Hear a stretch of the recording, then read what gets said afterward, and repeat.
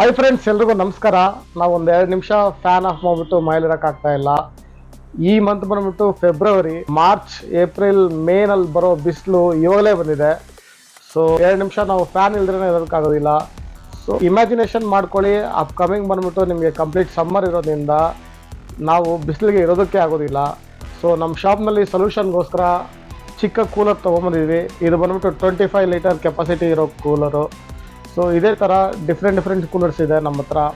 40 litres, 46 litres ಹಾಗೂ 25 litres different coolers ಬಂದಿದೆ ಇವಾಗ. ಸೊ ಇವಾಗ ಬಂದ್ಬಿಟ್ಟು ವೆರಿ ಲೋಯೆಸ್ಟ್ ಪ್ರೈಸ್ನಲ್ಲಿ ನಿಮ್ಗೆ ಸಿಗುತ್ತೆ.